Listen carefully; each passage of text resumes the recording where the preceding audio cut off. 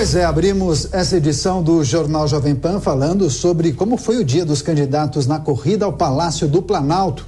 Tanto Jair Bolsonaro do PL quanto Lula do PT receberam mais apoios nesta quarta-feira. Vamos conversar com a Carolina Belim, que vai trazer os detalhes das agendas de Bolsonaro e também de Lula. Carol, bem-vinda, boa noite. Obrigada, boa noite a você e a todos. Seguem, as costuras aí pelos apoios para o segundo turno. Eu começo então falando do presidente Jair Bolsonaro, que recebeu hoje o apoio de mais 2 governadores. Ibanez Rocha, que foi reeleito no Distrito Federal, e também Ratinho Júnior, que foi reeleito no Paraná. Ele também se reuniu com um grupo de senadores, que declararam apoio para esse segundo turno, como, por exemplo, o senador Romário, do PL do Rio de Janeiro, a ex-ministra Damares Alves, do Republicanos, eleita pelo Distrito Federal, a ex-ministra também, Tereza Cristina. E lembro a vocês também que o PL, que é o partido do presidente Jair Bolsonaro, conseguiu, no Senado, a maior bancada para essa próxima legislatura que começa agora no ano que vem, Isso, inclusive, foi mencionado hoje pelo presidente Jair Bolsonaro. Ele falou que ele chamou de um parlamento simpático ao executivo, dizendo que o Senado seria parceiro se ele for reeleito para passar propostas, programas, projetos. Vamos ouvir um trecho específico sobre o apoio de senadores. Um Senado mais centro-direita, um Senado que aprovará as propostas que interessam ao Brasil com mais agilidade. Isso, teremos uma maior produção legislativa. Todo o Brasil vai ganhar com isso.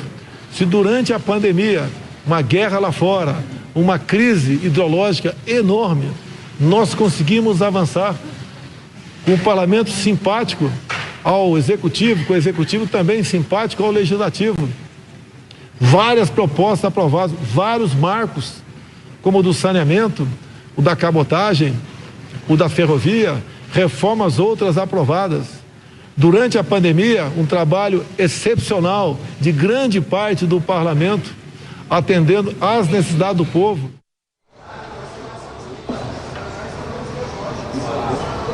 Bolsonaro também se reuniu com a bancada da Frente Parlamentar do Agronegócio. Participaram aí desse encontro mais de 30 deputados e 9 senadores, entre reeleitos e eleitos novos, Essa bancada do agronegócio que já tinha apoiado o Bolsonaro em 2018, nenhuma novidade aí, E reforçou, claro, esse posicionamento agora para o segundo turno. A gente ouve também um trecho do posicionamento, da fala, declaração do presidente Jair Bolsonaro nesse encontro com o apoio da Frente Parlamentar do Agronegócio. Qual xiita vai para o meio ambiente? Que inclusive você vê o Lula, quando aceitou a Marina, para firmar o acordo, veja o que foi assinado. Qual era a questão dela? A questão no tocante às coisas ambientais, na questão do agronegócio, é só regulamentação. É mais Estado, Estado, Estado. Que nós sabemos, o bom Estado é aquele que praticamente não existe. Porque quem gera renda, não é o Estado, não é o presidente, não é o governador, não é o prefeito. Quem gera renda, quem cria emprego, é a iniciativa privada, são os empreendedores.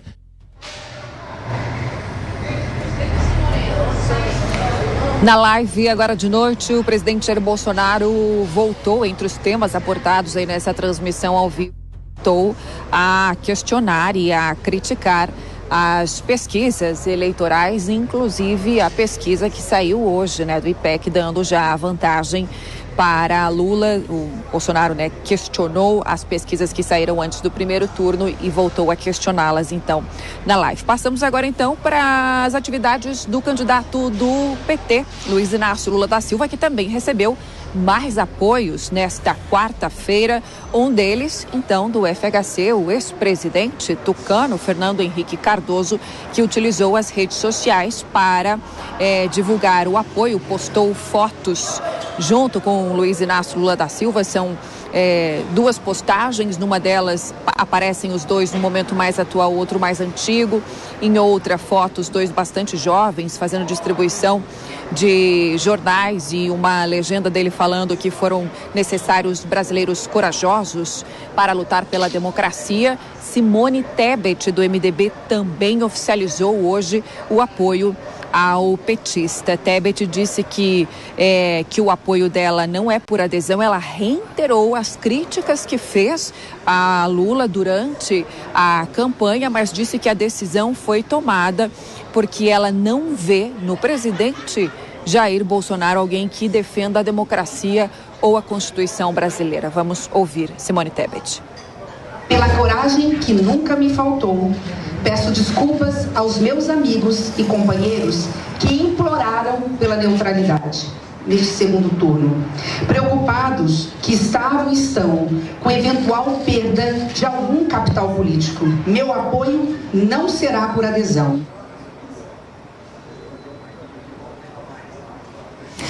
Tá aí, Lula também se reuniu hoje com o Carlos Lupe, que é o presidente nacional do PDT, que já havia ontem mesmo, anunciado, oficializado o apoio do partido nesse segundo turno para Lula. Hoje eles se reuniram então presencialmente, pessoalmente. Lupe foi convidado, inclusive por Gleisi Hoffmann, que é a presidente nacional do PT, a integrar a coordenação, a campanha de Lula para esse segundo turno. Vamos ouvir o que o petista falou sobre, então, ter o PDT junto nesse segundo turno. O PDT não é importante pela quantidade de votos que teve nessas eleições. O PDT é muito importante pela história dele. É muito importante pelo significado dele. E é muito importante porque, independente de uma reunião presidencial, quando chegar nas eleições municipais, a gente vai ver que o PT e o PDT estarão juntos em mais de 500 cidades brasileiras. Ora o PDT candidato a prefeito, o PT vice, ora o PT prefeito, o PDT vice, sabe? Bancada de vereadores comuns. Essa é a história do PDT. E também a história do Ciro, sabe? Não é uma história de 3,5% de voto. O Ciro vale muito mais do que isso, é mais importante que isso, significa mais do que isso. Lula também se reuniu, teve uma reunião em um hotel aqui no centro da capital paulista com um grupo de senadores e deputados que vieram então declarar o voto em Lula no segundo turno. O petista que inclusive durante nessa ocasião, nessa última reunião, ele disse que vai nesse segundo turno participar apenas, no máximo, de 2 debates entre presidenciáveis, no caso, ele e o presidente Jair Bolsonaro. E vamos ouvir o que ele falou sobre essa reunião, esse encontro com os parlamentares, os senadores e os deputados sobre construir acordos nos estados. Eu não tenho problema com o agronegócio. Eles é que tem comigo. Eu não tenho problema porque eu tenho consciência. A Cátia foi ministra, inclusive, sabe que no período da Dilma nunca faltou financiamento. Eu lembro sempre a medida provisória 452 de 2008, que resolveu a securitização de uma dívida de 85 bilhões de reais, em que eles estariam quebrados até hoje se a gente não fizesse aquilo. Ninguém nunca me agradeceu. Então eu pergunto para a pessoa, me diga por que esse cara é contra o Lula? Por que esse cara não gosta da Dilma? É por outra razão. Talvez porque a gente não facilitasse a compra de arma.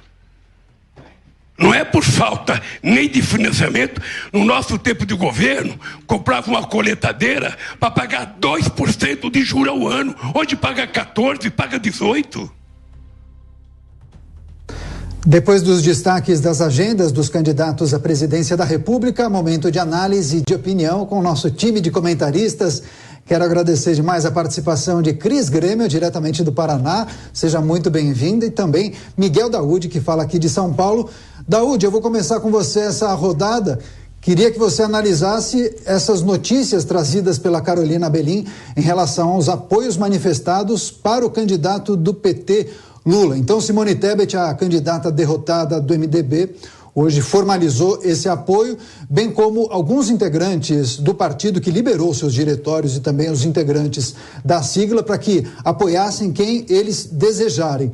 Helder Barbalho, que apareceu nessa última informação ao lado de Lula, também manifestou apoio, ele, o governador reeleito do estado do Pará, e além disso, o ex-presidente da República, FHC, do PSDB. Primeiro, Daúde, você acha que Tebet e Helder Barbalho, que são do MDB, vão conseguir transferir os votos conseguidos no primeiro turno para Lula? E FHC vai conseguir dissipar o apoio manifestado por Rodrigo Garcia do eleitorado do PSDB? Boa noite, Daniel. Boa noite, Lívia. Boa noite, Cristina. Pois é, eu acho que apoio, nós temos que entender a qualidade do apoio, né? O presidente Bolsonaro está tendo um apoio muito grande. O Lula tem Simone Tebet e o PDT, que é Ciro Gomes, né? Dois candidatos, né, no primeiro turno que tiveram um pouco de voto. E qual a capacidade que esses têm de passar voto para o Lula, né? Isso é muito importante. Agora, os governadores também têm um papel importante, mas a capacidade de você passar voto, ela está mais limitada, porque nos seus estados praticamente a eleição já foi definida com os votos lá existentes, né? O que eu queria chamar a atenção, Daniel, nessa fala do Lula, ele começa a se dirigir a um público que ele quer avançar mais para a direita, onde está Jair Bolsonaro, né? A Simone Tebet, por que ela se manifestou oficialmente em apoiar o Lula? Ela, se o Lula não ganhar, ela fica no vácuo, ela não vai ter para onde ir. E com o Lula, ela terá uma oportunidade. Agora, a capacidade de passar esses votos para o candidato é que nós temos que analisar aí um pouco mais para frente. Hoje já saiu uma pesquisa, não sei se nós vamos analisar, mas ali eu poderia explicar um pouco o resultado dessa pesquisa, que eu continuo com a minha pesquisa, que não é essa que está aí, mas em cima dessa nós poderíamos falar. O Lula, ele começa a voltar para o seu discurso ao povo que ele quer avançar mais para a direita. E o Bolsonaro está tendo os apoios. A qualidade dos apoios do Bolsonaro é que tem que ser olhada pelos eleitores. Cris, boa noite. Agora quero tratar com você a respeito desse avanço na conquista de novos aliados por parte do presidente Jair Bolsonaro. Depois de já afirmar conseguir um apoio declarado nos 3 maiores colégios eleitorais aqui do Brasil, com os governadores de São Paulo, de Minas e do Rio de Janeiro, hoje o governador reeleito do Distrito Federal, Ibanez Rocha, e também o governador reeleito aí do Paraná, Ratinho Júnior, declararam esse apoio ao presidente Jair Bolsonaro. O Ibanez disse que vai rodar a capital federal em busca de apoio daquela população mais carente, da população mais pobre.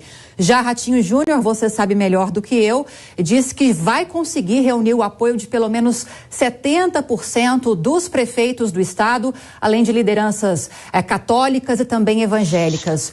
Qual a importância ou qual o peso, Cris, desses palanques no Distrito Federal e no Paraná e também o apoio da bancada do agronegócio no Congresso para essa campanha do presidente?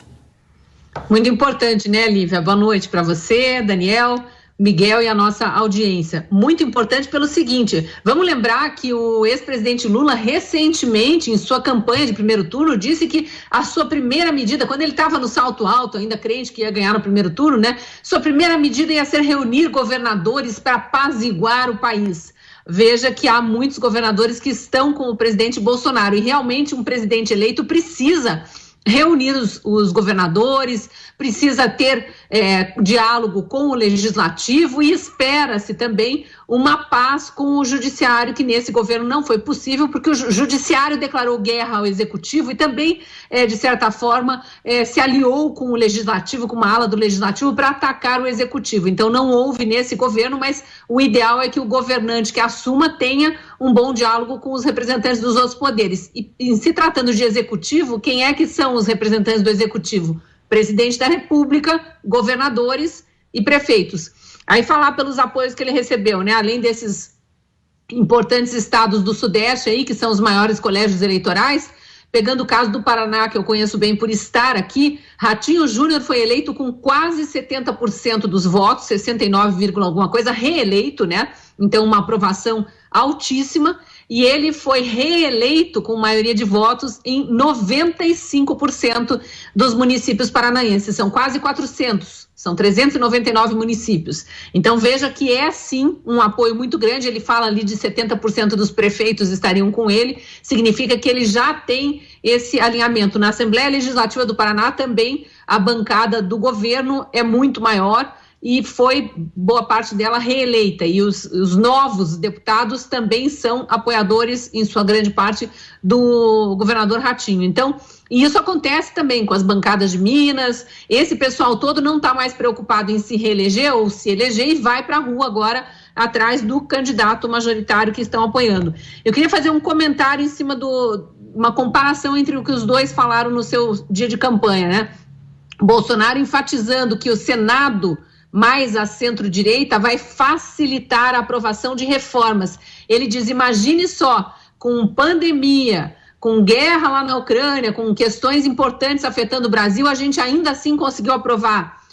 Bom, ele não citou, mas tem a reforma da Previdência, ele citou o marco legal do saneamento, ele citou BR do Mar, né, a navegação de cabotagem, tem lei de liberdade econômica, então algumas grandes reformas já foram feitas nesse governo, mas claro, tem tributária aí pela frente, administrativa.